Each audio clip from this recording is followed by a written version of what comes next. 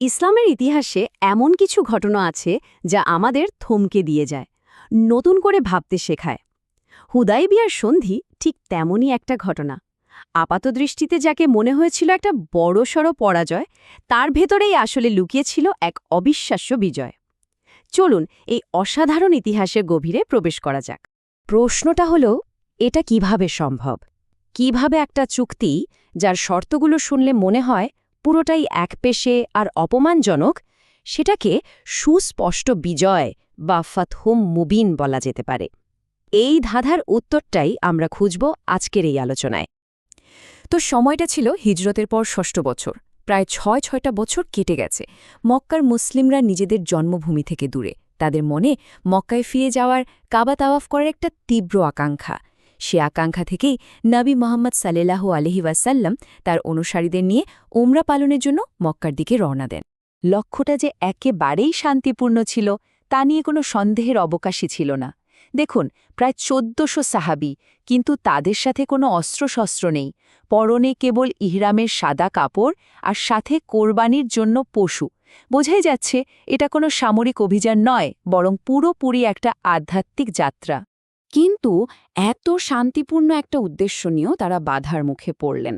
মক্কার ঠিক বাইরে হুদাইবিয়া নামের একটা জায়গায় কুরাইশরা তাদের পথ আটকে দিল। বছরের পর বছর ধরে যে শত্রুতা চলছিল, সেটা তো আর এত সহজে মেটার নয়। ভাবুন তো একবার অবস্থাটা। একদিকে নিরস্ত্র তীর্থযাত্রীর দল, আর অন্যদিকে অস্ত্রশস্ত্রে সজ্জিত কুরাইশ বাহিনী। একটা দম বন্ধ করা পরিস্থিতি তৈরি হল। এতটাই উত্তেজনা বাড়ল যে মনে হচ্ছিল যে কোনো মুহূর্তে একটা রক্তক্ষয়ী যুদ্ধ বেঁধে যেতে পারে। এই ভয়ঙ্কর পরিস্থিতি এড়ানোর জন্যই একটা চুক্তি হল, যা ইতিহাসে হুদাইবিয়ার সন্ধি নামে পরিচিত। কিন্তু চুক্তির শর্তগুলো যখন সামনে এলো, সাহাবীদের মধ্যে যেন একটা বজ্রপাত হলো।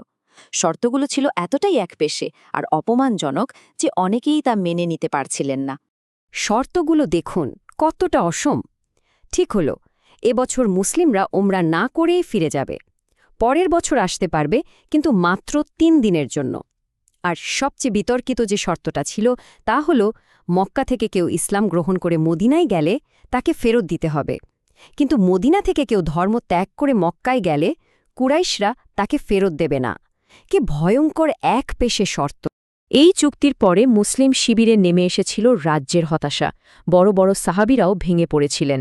তাদের মনে একটাই প্রশ্ন, আমরা সত্যের পথে থেকেও কেন এত বড় অপমান মেনে নেব? এটা ছিল তাদের বিশ্বাসের জন্য এক বিরাট পরীক্ষা। ঠিক এরকম এক চরম হতাশার মুহূর্তে, যখন সবাই এটাকে একটা চরম পরাজয় বলে ধরে নিয়েছে, ঠিক তখনই আল্লাহর পক্ষ থেকে এক ঐশী ঘোষণা এলো। আর এই ঘোষণাটা পুরো চিত্রটাই যেন এক মুহূর্তে পাল্টে দিল। ভাবা যায়, যা মানুষের চোখে ছিল চরম অপমান আর পরাজয়, সৃষ্টিকর্তা তাকে বলছেন সুস্পষ্ট বিজয়। কিন্তু কিভাবে? এই প্রশ্নটাই তখন সবার মনে ঘুরপাক খাচ্ছিল। এই আপাত পরাজয় আখির বিজয়ে পরিণত হলো কিভাবে? চলুন এবার তাহলে সেই রহস্যের গভীরে যাওয়া যাক। এই চুক্তির আড়ালে এমন কিছু কৌশলগত অর্জন লুকিয়েছিল, যা সেই মুহূর্তে খালি চোখে দেখা সম্ভব ছিল না, কিন্তু এর প্রভাব ছিল সুদূর প্রসারী।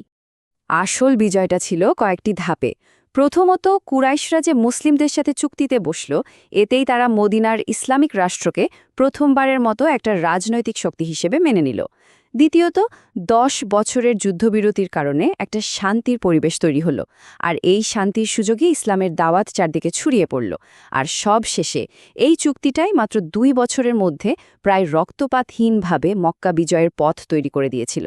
এই চুক্তির ফলাফলটা ছিল এক কথায় অবিশ্বাস্য। একটা পরিসংখ্যান শুনলে অবাক হতে হয়।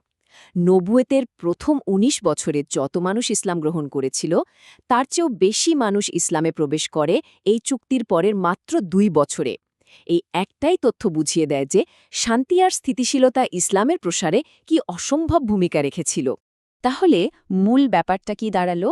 হুদাইবিয়ার সন্ধি আমাদের এটাই শেখায় যে কখনো কখনো তাৎক্ষণিক লাভ ক্ষতির চেয়ে দীর্ঘমেয়াদী লক্ষ্য অনেক বেশি গুরুত্বপূর্ণ। এটা ছিল গভীর দূরদৃষ্টি, কৌশলগত ধৈর্য আর সর্বোপরি ঐশী নির্দেশনার ওপর আস্থার এক অসাধারণ নিদর্শন। এই ঘটনাটা আমাদের একটা বড় প্রশ্নের সামনে দাঁড় করিয়ে দেয়।